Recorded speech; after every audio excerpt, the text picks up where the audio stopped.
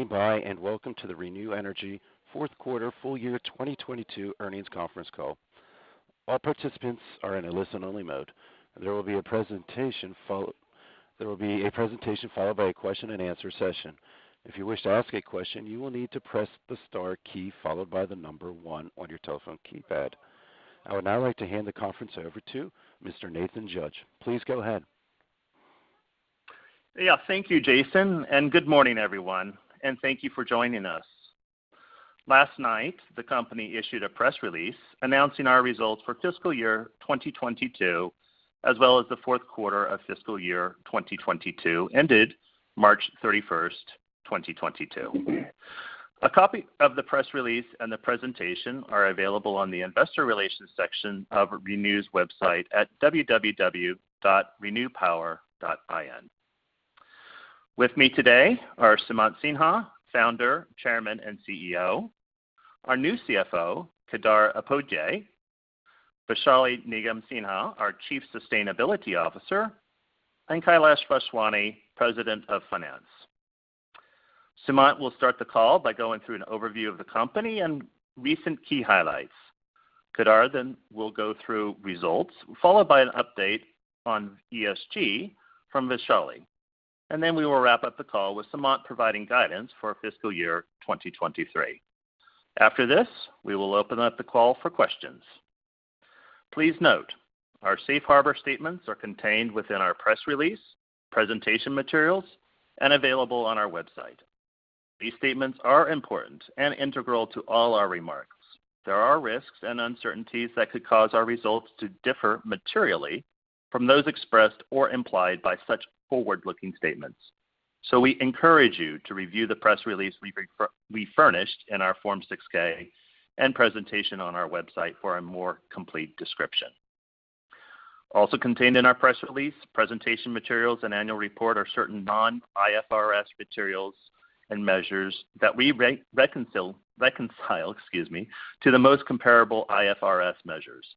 And these reconciliations are also available on our website in the press release, presentation materials, and annual report. It is now my pleasure to hand it over to Sumant. Yes, thank you, Nathan, and good morning, good afternoon, or good evening to everybody, depending on where you are in the world. Let me start off by saying that Renew has been publicly listed on the NASDAQ for almost 10 months now, and our opportunity for growth, improving returns, lowering our cost of capital, and the strength of our company has notably improved over that time period. We do continue to believe that Renew is one of the most compelling investment opportunities in the renewable energy sector today, and we would like to recap the investment proposition on page 5. Renew's operations are in one of the most exciting renewable energy markets globally. India's electricity demand is expected to double by 2030, underpinned by strong economic growth, but also improved access to electricity for the rural population. This demand growth will be met by renewable energy, as it is the cheapest source of new capacity available in India today, and very importantly, it doesn't pollute India's currently smog-filled air. The Indian government views renewables as a key to reaching energy independence and reducing the $150 billion annual bill for imported oil. The robust levels of consistent sunlight and wind resource can transform India from being a net energy importer to a supplier of green hydrogen globally. The current government targets are for 500 gigawatts of renewable energy to be installed by 2030 from an operating base of a little more than 100 gigawatts currently. To meet this goal, renewable energy developers, of which Renew is the largest, will need to increase our annual installations by a factor of 4 times from the current levels in a very short period of time. Even if this enormous capacity add is accomplished, the expected increase in electricity demand in India would still not be met by the large plans for the renewable energy additions. Also, the government of India has begun the journey of promoting green hydrogen, which, considering government targets, would increase the required renewable energy installations by another 100 gigawatts above the 500 gigawatts by 2030 renewable energy target. Adding a substantial amount of intermittent renewable capacity to the grid poses reliability questions. Recently, reliability has been a focus as India has been experiencing prolonged electricity outages. This summer, particularly, during a time when outdoor temperatures have frequently hit 110 degrees Fahrenheit or 43 degrees Celsius or more. There is a need for more value-added energy offerings to address these concerns. Intelligent energy solutions such as the round-the-clock power, sculpting, and dispatching expertise that ReNew has been leading the development of for some time. There is growing interest by utilities and C&I customers in high capacity factor RE products. These intelligent energy solutions require development and operating expertise across multiple renewable energy technologies where we have a leadership position. We are spending considerable time on digitalization of our portfolio and the grid to provide the leading suite of value-added energy options to customers, particularly commercial and industrial customers, as well as people focused on green hydrogen. ReNew, as the largest RE company in India, by operating capacity, has scaled to invest in the development of these value-added energy products. In addition, ReNew is one of only a couple of companies in India that has the capability to build these high PLF renewable energy projects on a large scale. We believe that as we advance our IP in the energy space through continued development of artificial intelligence and vertical integration, we will expand our competitive advantages further over the coming years. We are also focused on capital discipline. All of our growth and investment must be value accretive. Returns should be comfortably above our cost of capital. Recently, we have taken steps to enhance our returns by pursuing capital recycling, and we expect that we will announce more of these transactions in the future. Turning to recent developments on page 6, as I just mentioned, we recently announced a 49% minority stake in our 1300 megawatt RTC project to Mitsui. This transaction materially increases the returns on the project, but we also believe establishes a clear marker for the value of our assets, which is considerably higher than the current valuation of ReNew in the public markets today. We also signed 2.5 gigawatts of PPAs in the last month, of which 900 megawatts were for existing letters of award we had in our portfolio, and an incremental 1.6 gigawatts were for new projects, which, including 528 megawatts of acquisitions, has brought our total gross portfolio to 12.8 gigawatts. Of this 12.8 gigawatts, about 800 megawatts of LOAs are still awaiting PPAs. With the recent electricity crisis in India with rolling blackouts and soaring spot prices, there appears to be more momentum to getting PPAs signed and renewable energy builds to help address this issue. In fact, we just signed PPAs for our 300 megawatts of our SECI 9 project yesterday. We have also made notable progress towards reducing our receivables through several court orders, including an important ruling from the High Court of Andhra Pradesh, maintaining sanctity of PPAs in India. Also during the quarter, we entered into a binding agreement with Indian Oil Company, L&T, to create a JV for green hydrogen. IOC is one of the largest consumers of hydrogen in India, accounting for approximately 8% of India's hydrogen consumption. Turning to page 7, we are pursuing capital recycling as a way to increase returns, fund future growth, and establish the value of our assets. The 49% minority sale to Mitsui of our 400 megawatt RTC project, which by the way requires about 1,300 megawatts of renewable energy capacity, for $200 million, plus about $70 million for EPC, created considerable value. As can be seen on the slide, the amount of EBITDA per $1 of your equity has increased by over 25%, and we are now expecting that this large project will earn equity IRRs of well over 20%. In addition, we believe this provided a marker for the value of our assets. The transaction was completed at a steady-state EBITDA multiple of around 9.5 to 10 times, considerably higher than the 7.6 times that ReNew is trading at currently.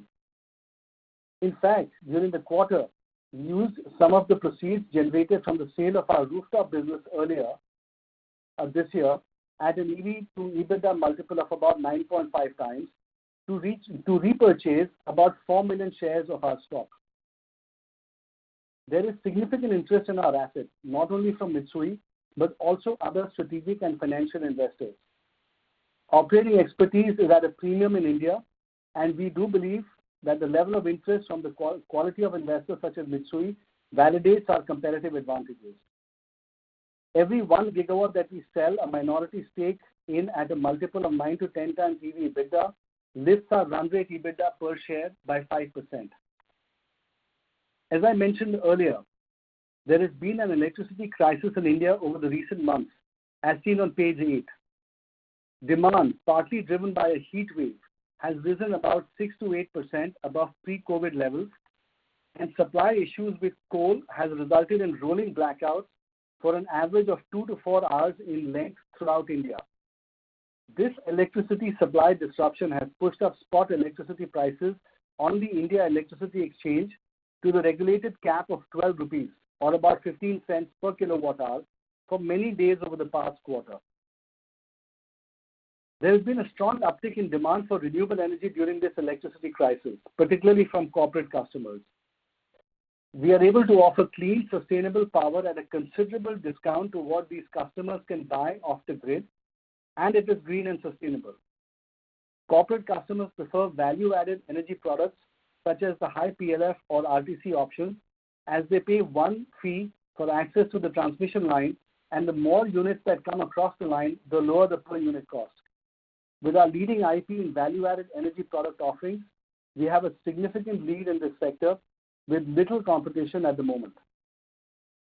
We recently signed about 500 megawatts of new PPAs with corporate customers last month, and our total portfolio of corporate accounts is now about 1.3 gigawatts, including more than 900 megawatts with PPAs, a threefold increase in about a year. We are currently in discussions with C&I businesses for about 1.3 gigawatts of additional new contracts. The corporate business generally has higher returns than plain vanilla projects and provides us additional confidence in maintaining our 16 to 20% equity IRR investment threshold targets. There has also been increased activity in the traditional ground mount auctions in recent months.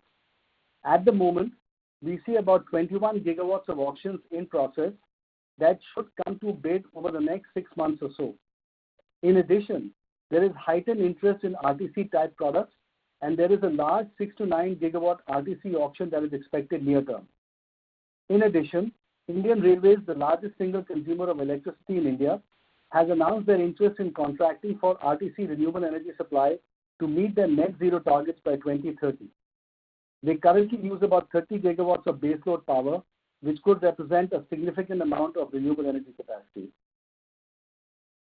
Turning to page 10, we are also announcing today that we are increasing our module manufacturing capacity to 6 gigawatts, which will produce about 3.3 gigawatts of AC or PPA equivalent capacity after we consider the additional DC oversizing in projects that we do to enhance returns.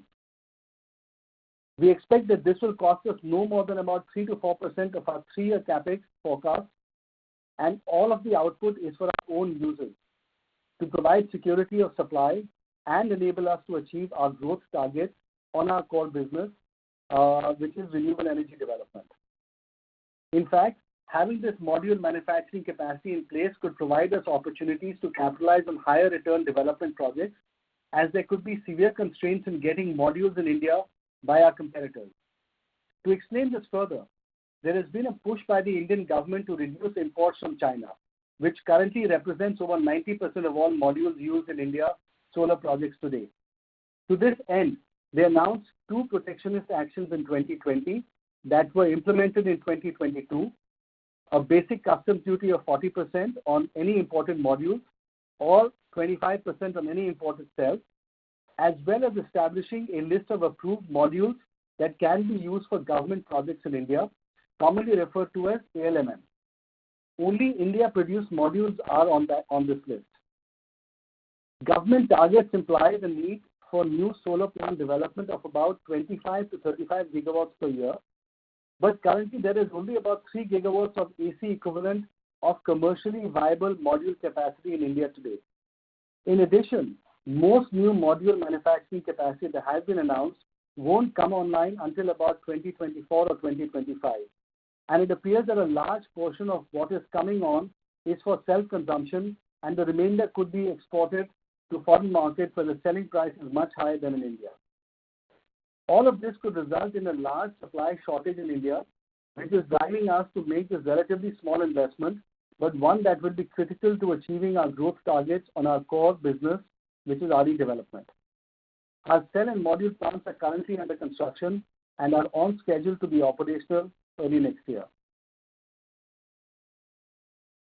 We are still awaiting details for the second tranche of the production-linked incentive manufacturing scheme for solar in the country.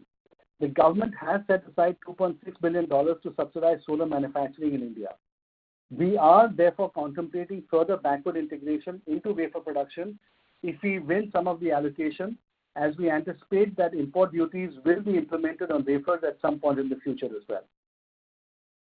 Moving on, we recently entered into a joint venture with the Indian Oil Corporation, one of India's largest consumers of hydrogen, and L&T, one of the largest EPC companies, if not the largest in India.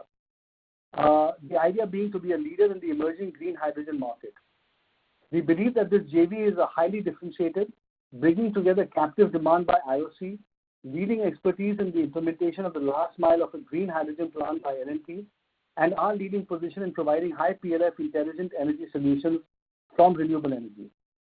Today, IOC uses about 500,000 tons per annum of grey hydrogen, which could be converted into green hydrogen under India's National Hydrogen Mission. India has recently announced a green hydrogen policy and is only one of few countries to have announced such a policy. This policy includes major incentives such as free transmission, open access, and provisions to bank power. We believe that the government of India wants major industries to commit to green energy and decarbonization, and an important step would be a green hydrogen purchase obligation, which is something that the government is contemplating and might introduce at some point in the near future. India can use the advancements in green hydrogen to lower cost and become not only energy independent, but potentially a supplier of green hydrogen globally. Approximately 70% of the capex required for a green hydrogen plant is actually renewable energy, where we expect to contribute our expertise to the joint venture. The very low cost of renewable energy, electricity in India relative to the rest of the world puts India in a very strong competitive advantage to further green hydrogen production. Overall, we think green hydrogen represents about a $60 billion market opportunity by 2030, or about 100 gigawatts by that time.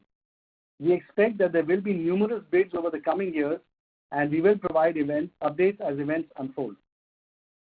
With that, before I pass it over to Kedar to discuss the quarterly results, I would like to use this opportunity to say a few words about Kedar. Kedar joined us about a month ago from Cipla, one of India's largest publicly traded pharmaceutical companies, where he was president and global CFO. As CFO at Cipla, he headed the global finance and information technology function and worked across multiple geographies, including the US, where he led implementation of several high-impact cross-functional transformational projects. Before Cipla, he was Vice President and Head Finance and Investor Relations for the NYSE-listed Dr. Reddy's Laboratories. Kedar has also held leadership roles at PepsiCo and Thermax before that. We are really, really pleased to have him on board the ReNew team now. With that, over to you, Kedar. Thank you, Suman. Good morning, good afternoon, and good evening to everybody on the call, and thank you for joining us today. Looking at page 13, which provides highlights of fiscal year 2022 and the fourth quarter of 2022, we have 7.6 gigawatts operating as of today, which with the 528 megawatt acquisition that is in the final stages of closing would bring us to 8.1 gigawatts, which is an addition of 2.5 gigawatts since the end of the last fiscal year. This addition was particularly commendable given the challenges of COVID and supply chain disruptions which we faced. Our fiscal year 22 revenues, or labeled total income under IFRS, rose 27% year-on-year, while our adjusted EBITDA increased more than 32%, and cash flow to equity jumped almost 93%.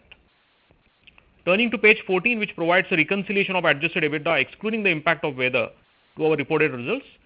Adjusted EBITDA excluding the impact of weather, forex and the loss of EBITDA from the sale of rooftop business was in line with our guidance after considering the INR depreciation over the year. Weather improved from last year, although it remained below normal levels and had about a 75 million negative impact in this fiscal year. For the current quarter, first quarter of FY23, wind so far has been close to normal. Turning to accounts receivable, page 15, when you look into what constitutes our past due accounts receivables, 4 state discoms account for the vast majority of the overdues. We believe we can improve our payment cycle with these states.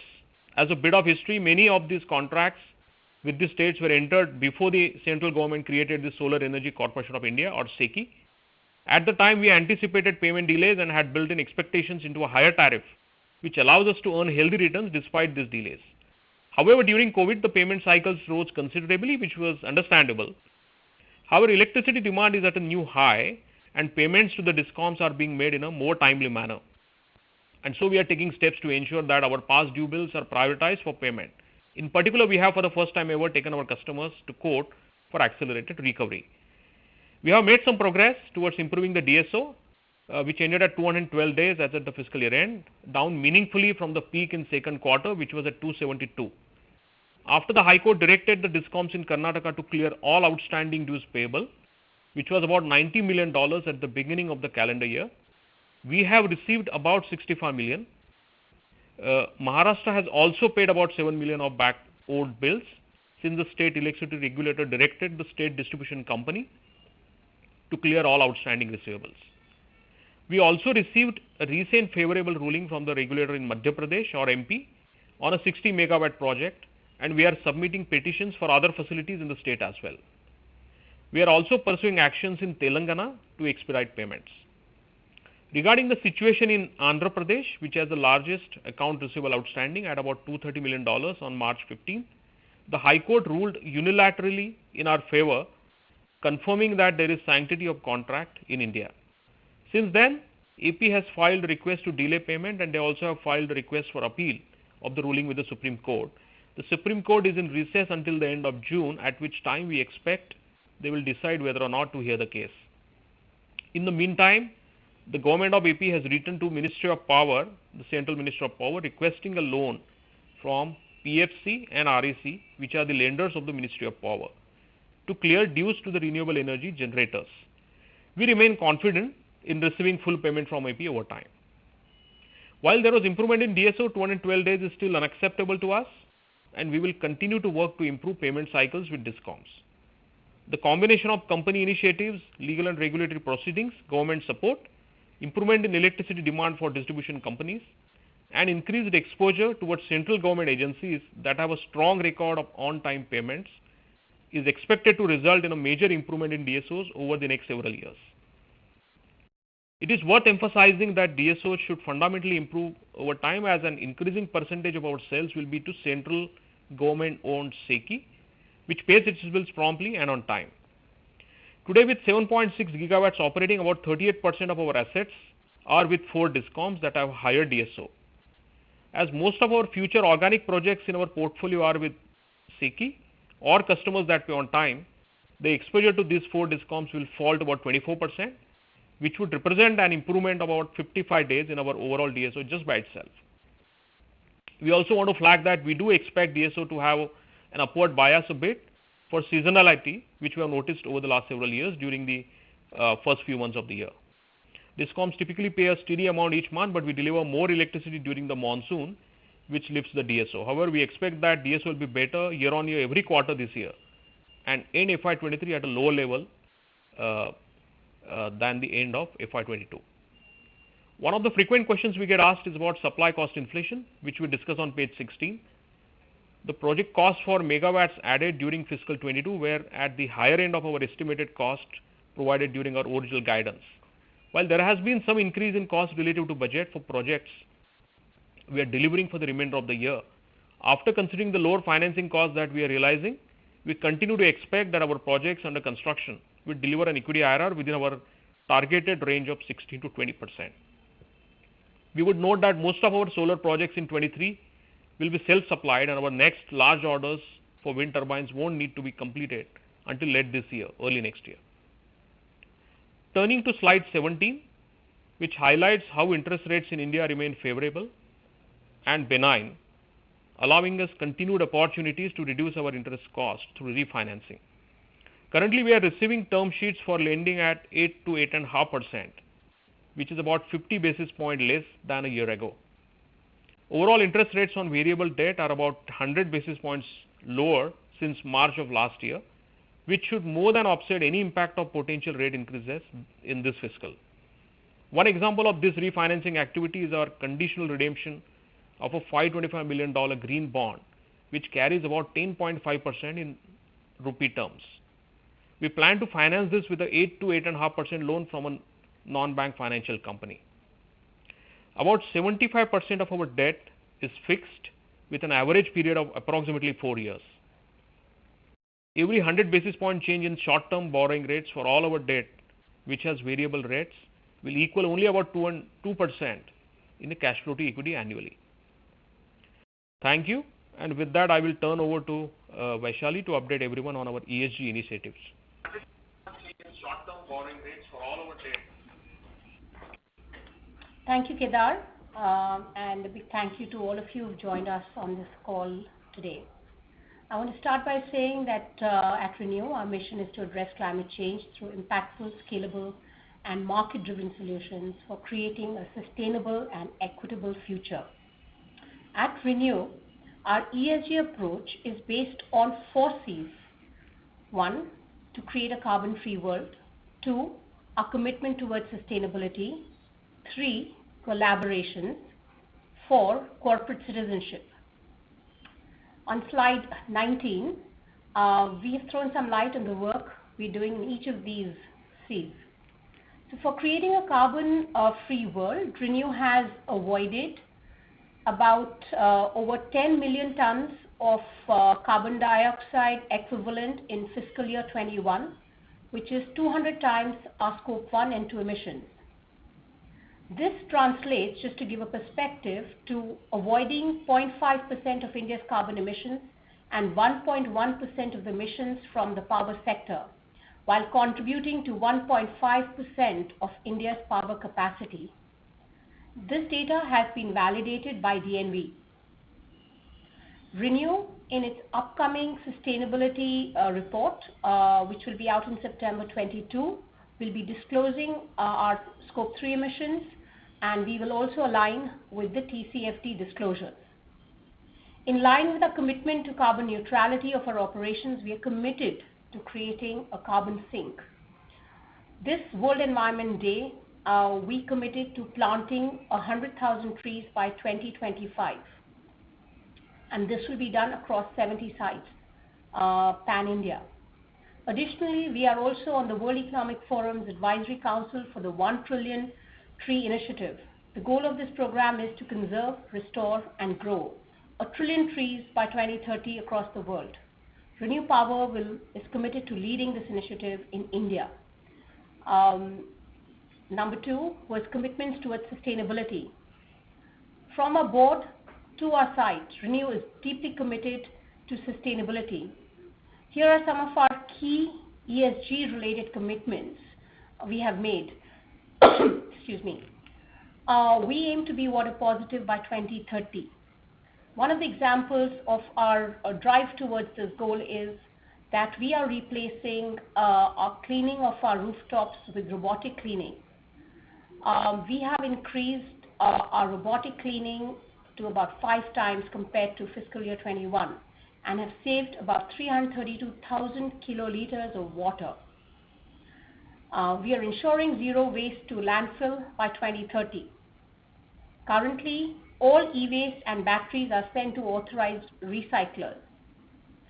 We have an ESG policy and a well-defined 3-tier ESG governance system, right from the board to the management and to the working group all the way to our sites. We have also integrated ESG risk in our ERM framework. Additionally, ReNew is also committed to creating a very diverse and inclusive workforce, which we believe is critical as we march ahead to sort of conquer the challenges of climate change. At ReNew, we have various initiatives to engage, to hire more women. We have a Power of W platform, which is for women to get engaged. We have various initiatives for pay parity. We have a leaders mentorship program. And I'm proud to say that right from a board to our chairman and to various management members, we have regular town halls to sensitize our managers and to push the envelope to making ReNew a workplace which is inviting for women and engages them in the top leadership roles. On slide 20, we have highlighted the power of the collective, which is required and is critical to tackle climate change with greater urgency and hence for all of us to meet the goals. For this, we are collaborating with civil society, global institutions, Indian institutions, policymakers across the board. ReNew has been driving dialogue globally and nationally around climate action to enable institutions and corporates to scale their net zero efforts and create demand-based solutions. For this, some of the roles we play are as founding members, chairs, leaders in high-performing institutions and prestigious institutions and platforms like the COP, World Economic Forum, First Movers Coalition, UN Global Compact, to name a few. Engaging and including communities and taking action on the ground has always been a priority for us. On slide 21, on corporate citizenship, I want to say that we have taken up a target of impacting 2.5 million lives through our CSR initiatives by 2030. ReNew has already impacted the lives of 650,000 people across 250 villages in 10 states across India. This is discussed in detail in our CSR report, which is public and is available on our website for you to read.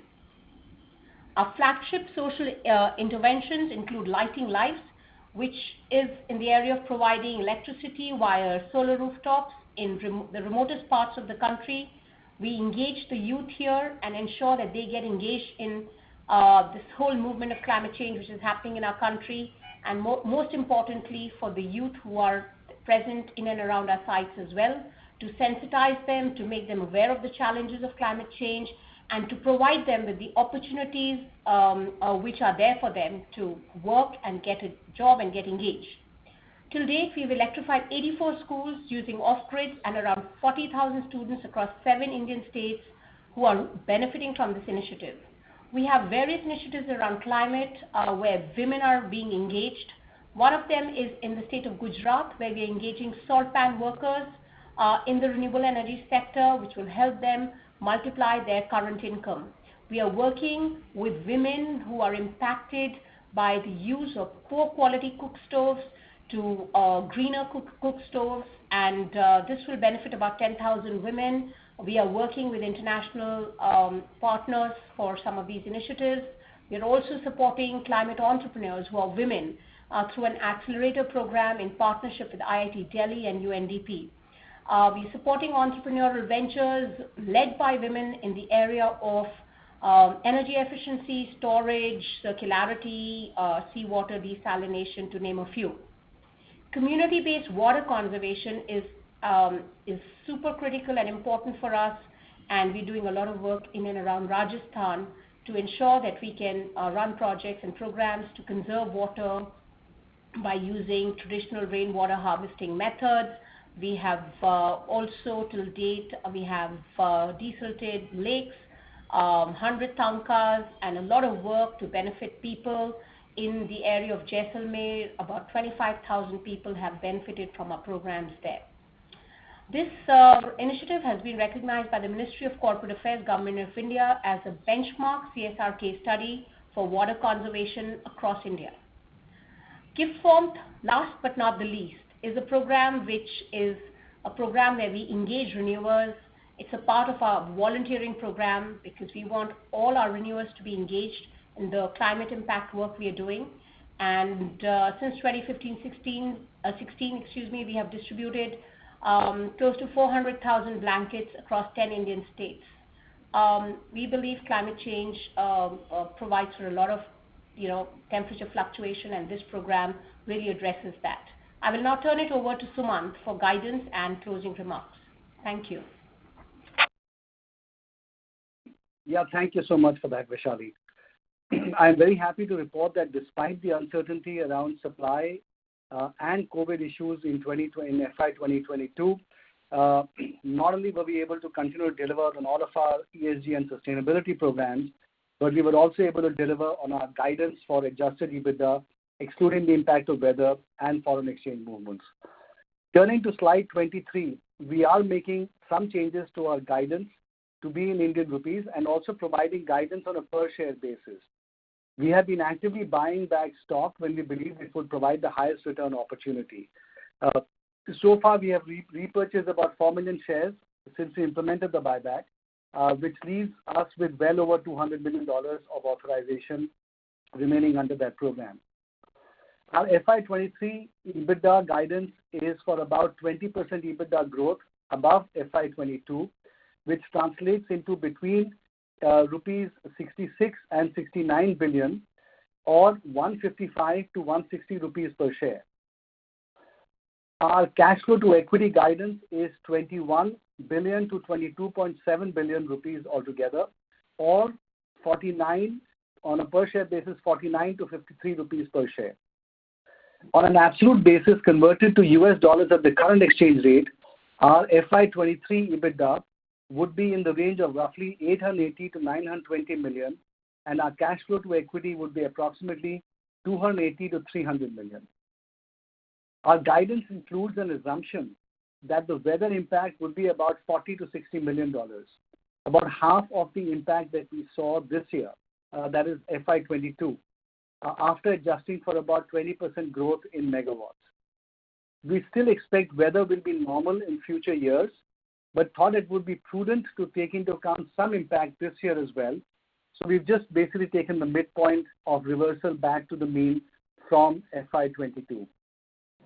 So far, through the first 2 months of this fiscal year, the weather has actually been close to normal. We are on track for our long-term guidance that we have provided previously, and we will provide more information later this year at an analyst day that we plan to host.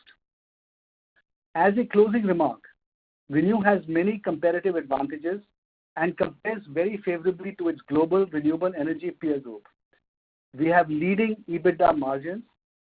We have competitive advantages in one of the largest, fastest growing renewable energy markets in the world. We have equity funding in place for growth beyond our current portfolio. Our EBITDA and cash flow to equity growth rate is significantly higher than the peer group average. And we have upside option value in green hydrogen and battery storage. Yet, ReNew has a 13% cash flow to equity yield on our current portfolio and trades at meaningful discount to our global renewable energy peer group. It also trades at a meaningful discount to what we can sell assets for in the private markets right now. The issues that we have heard from investors, such as DSO and legacy SPAC issues, are being resolved, hopefully fairly soon, and this, to our view, presents a great investment opportunity at this point. With this, let me conclude, and we will be happy to take questions from all of you. Thank you. If you wish to ask a question, please press star, then 1 on your telephone and wait for your name to be announced. If you wish to cancel your request, please press star 2. If you're on a speakerphone, please pick up your handset to ask a question. Our first question comes from Justin Clare from Roth Capital Partners. Please go ahead. Hi, thanks for taking our questions. So first off here, So first off here, you mentioned that you're expecting, I think I heard a $40 to $60 million weather impact for fiscal 23. At least that's what you factored into the guidance here. Was wondering, is that expected to impact only the wind assets, and then the solar assets are expected to perform in line with historical averages? And then along this same line, could you give us a sense for how you expect the PLFs to trend in fiscal 23 relative to 22 for both your solar and wind assets? Yes, sure. Let me take that. Look, I think, as you know, Justin, the variability of solar assets is a lot lower because of radiation changes as compared to wind, where the variability does tend to be higher. The number that we've assumed is essentially a number for both wind and solar together. We have not actually differentiated. And to your question of what is the PLF that we expect to get this year, we obviously expect to get normal PLFs, but we have just been prudent in assuming a certain impact of weather, which we have assumed as being half of the impact of last year. Frankly speaking, there is no real specific science to this. Ultimately we'll have to see how the weather plays out. But just given the long-term pattern, where, as you know, 2 years ago was very bad, last year was already getting back to closer to normal, but was not fully there. We've just assumed that we'll have a similar improvement this year without a full reversion back to the mean. So that's the assumption that we've made. Ultimately, we'll have to wait and see how the year plays out for us to be able to get a good sense of the performance actually. Okay, great. That's helpful.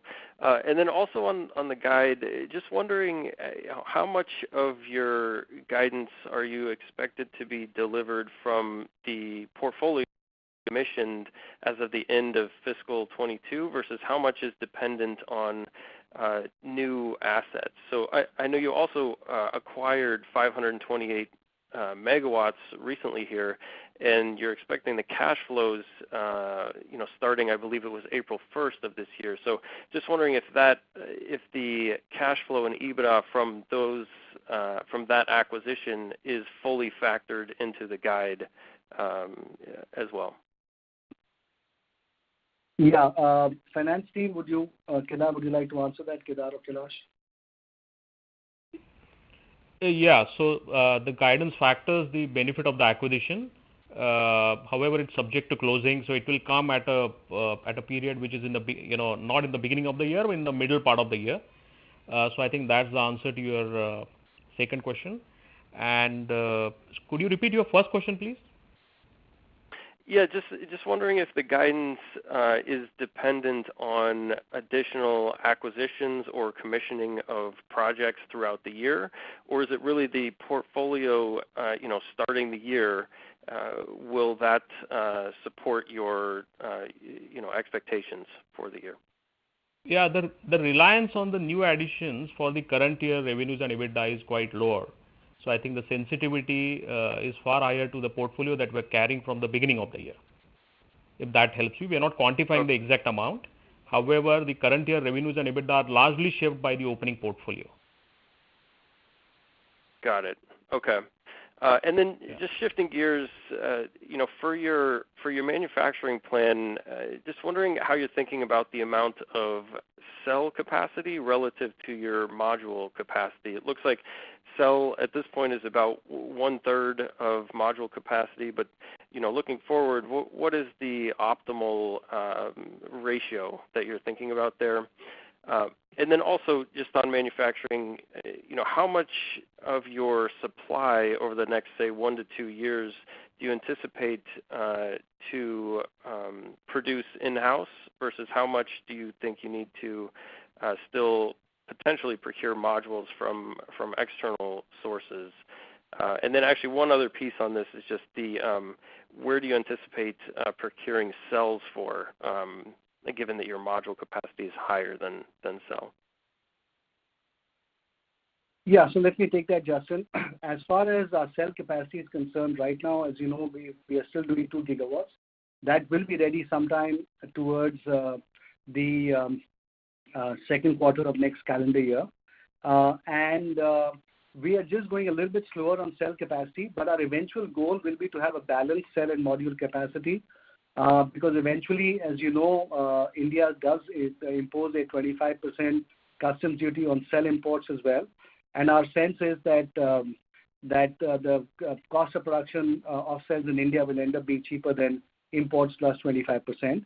So eventually, we would like to have a balanced capacity of cells and modules. We are going a little bit slower on cells rollout because it's a little bit more complex than putting up a module plant is. And so what we wanted to do was to essentially make more headway on the first 2 gigawatts, get that, absolute comfort that everything was under control, and then essentially expand capacity after that. But you should you should assume that over time, we would look to balance out the cell and module capacity as well.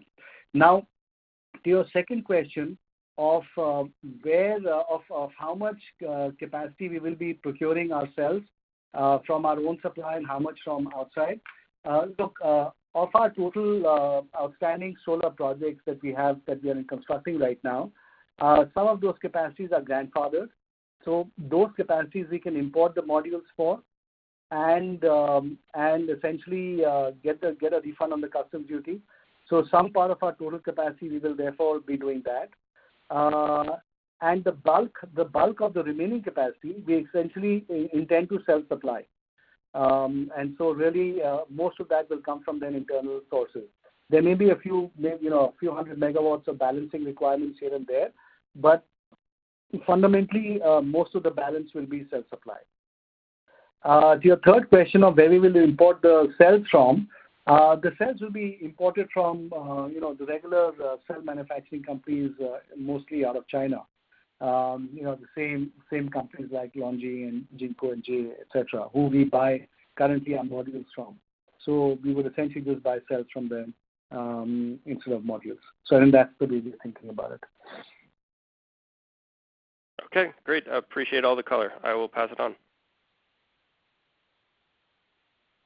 The next question comes from Julian Dumoulin-Smith from Bank of America. Please go ahead.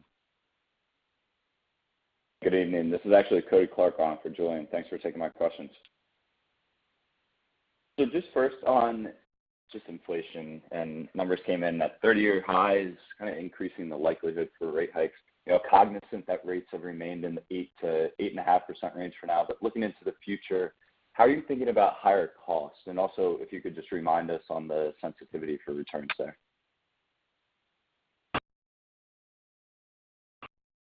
Yeah, sure. Kailash, you want to take the question? Yeah. Go ahead. So Julian, as far as rates are concerned, to account for the increasing interest rates, at least as far as the new projects that we bid for, we will obviously factor in higher rates. Even when we were bidding previously, we were not factoring in the very low rates that we were getting before the rate hike cycle began. So all the rates that we were factoring was taking into account some increase in interest rates that would happen in any case. So largely the projects that we have which are under construction in the pipeline, those are quite insulated from the interest rates, at least up to another, I'll call it another 150, 200 basis points from here on. And we did become very active in the past when the rates were lower, so we did a lot of refinancing activities prior to March 31 and did a lot of fixing of our interest rates in the portfolio. So that way, most of the portfolio is fixed. Whatever is floating will have a very small impact as far as cash flow to equity is concerned, hardly around 2%. And whatever is in the pipeline, there is some buffer which exists. And for new bids, we will factor in the increase in interest rates into our bids. And on that basis, we will bake into our cost the higher rates that may prevail going forward.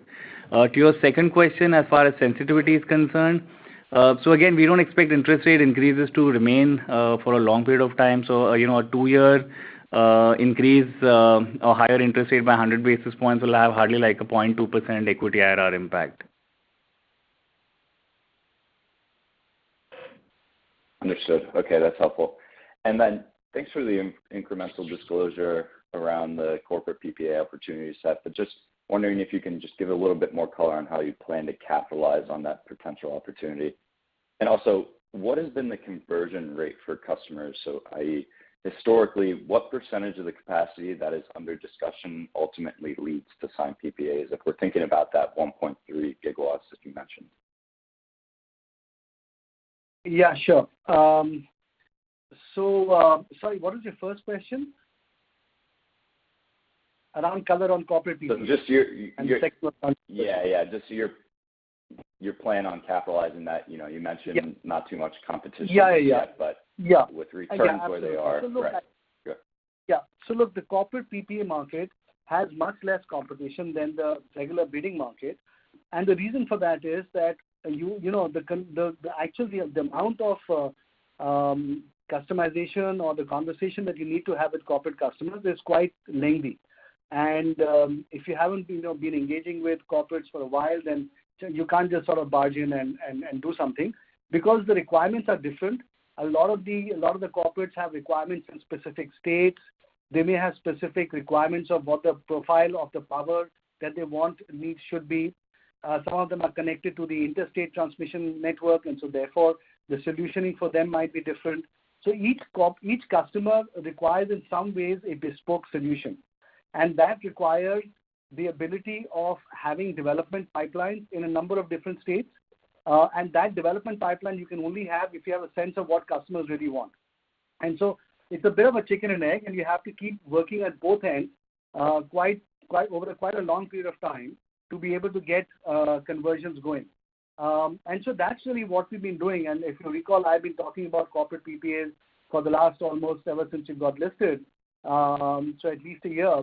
But certainly this is a market that we've been working on for quite some time and developing projects to service this market. And therefore, we do have a pretty significant edge in addressing the market as we go forward. Just to let you know, the Indian government came out recently with rules that basically makes open access, green open access for corporate customers a lot easier. Earlier, every state had its own rules and regulations, which actually made it therefore more complex. And some states would try to disincentivize corporates from getting out of the grid and buying directly from people like us. Now the central government has essentially tried to standardize these rules and processes to really encourage corporates to start buying directly a lot more. So that's actually going to be a big, I think, a big positive to open up the market even further.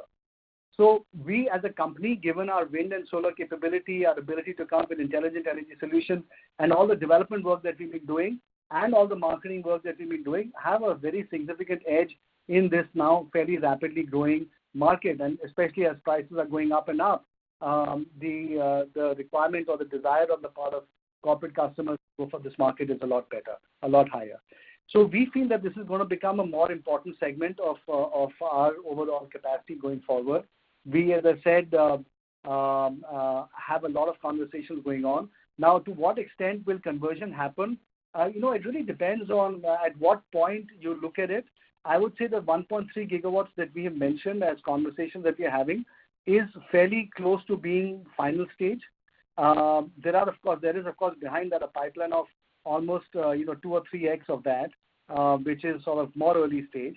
But the 1.3 gigawatts really is much more closer to getting consummated, and so that's why we mentioned that number. But behind that, there are a lot of other conversations that we're having. I can't actually give you a specific conversion factor, but just to say that that's becoming a very interesting aspect of our portfolio now going forward. Absolutely understood. And just lastly for me, curious how you're viewing the timeline for new utility scale auctions. What steps should we be looking out for from SECI, and especially in the current power backdrop as you highlighted? Yeah, so I think there are a lot of conversations going on between SECI and the states. SECI, after their previous experience of taking longer to sell the power, is just making 100% sure that the DISCOMs are lined up, and that's why they are taking a little bit of extra time on finally coming out with the bids. But they've already announced a fairly large amount of projects that are coming up for bids, and that's the number we talked about, that 21 gigawatts has already been sort of put into the pipeline, and over the next few months we'll start seeing all those bids coming in for first round and second round submissions very soon. And a larger proportion of those bids now really is the round-the-clock intelligent energy solutions bid, because most of the states are really moving in the direction of wanting that kind of firmer power, as are the Indian railways. which, as I mentioned also, is the single largest customer for power in the country, accounting for almost 5% of total power consumption in India. So all of those, so the entire sort of Indian Railways demand and a number of states now are moving in the direction of RTC power. So in the 21 gigawatts, therefore, you'll see a lot more of the round-the-clock power type options. Got it. That's all I had. Thanks again, and best of luck. The next question comes from Nikhil Nigania from AllianceBernstein. Please go ahead. Sure. Hi. Thanks for taking my question. My question relates to sale of power on the power exchanges in the short-term market. So I could see ReNew selling some power in the short-term market as well. So A, wanted to get a sense of what percentage of Q4 revenues broadly came from that area, and B, are there any plans to set up a merchant-based plant or some open capacity to leverage time similar to the current one where exchange prices are really high to get an upside on the investments? Yeah, Nikhil, I'll let my finance team answer the first question, but the second question I'll quickly answer first. So, essentially, right now, you're absolutely right. Power prices have gone up dramatically given the shortage of power. And our sense is that going forward, this shortage is going to continue simply because power demand is growing quite substantially at 6 to 7% a year. And there is very little new capacity being added beyond renewable energy capacity. And renewable energy capacity is also going at a certain pace, which is not going to be sufficient to meet the demand growth. In addition to that, the alternative supply of power, which is really coal-based power, we've of course seen coal prices go up very substantially and are likely to stay elevated for a considerable period of time given what's happening to power prices globally. So I would think that prices in the merchant market are likely to stay fairly robust for some considerable period of time. And therefore, we have been contemplating looking at increasing the exposure that we have to that segment of the market. Now, some exposure we get naturally because we commission certain projects before the PPA supply dates start. So therefore, those megawatts we're able to sell into the merchant market. There is some overflow power, as you know, from our RTC project that we will be selling into the merchant market.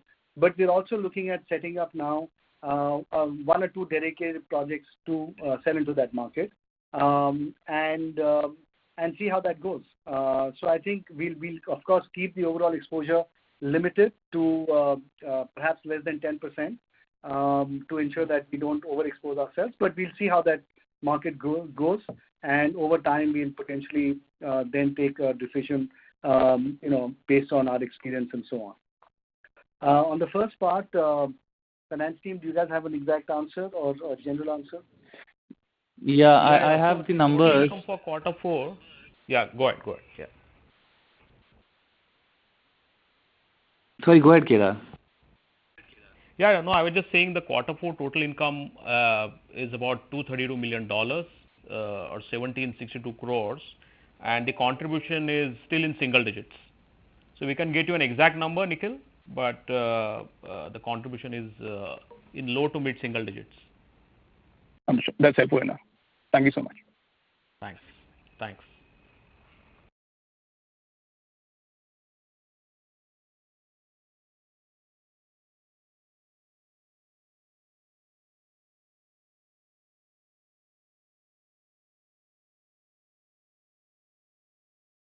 Jason, we'll go ahead. I'd say there's one more question on the line. Go ahead and take Amit's question. Yeah, I'm sorry. My line was muted. The next question comes from Amit Bindra from Morgan Stanley. Please go ahead.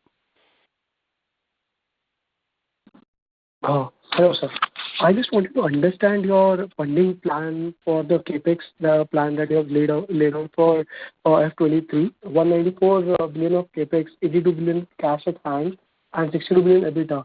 So how much receivable liquidation or debt raising do we expect in the next year?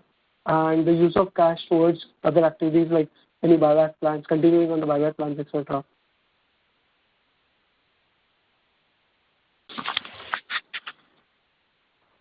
Yeah, hi, this is Kailash. So as far as the total debt required for the near-term CapEx is somewhere around $1.3 billion in the next 12 months period of time. Largely, it's for the RTC project and the peak power project, which will see a lot of construction activity in the current fiscal year. And we have already tied up debt for both of these projects.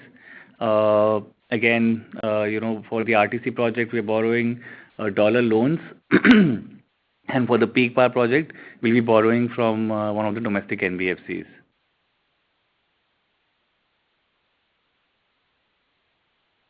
Right. Okay.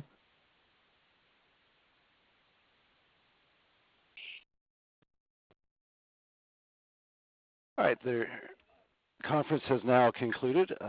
Thank you for participating. You may now disconnect.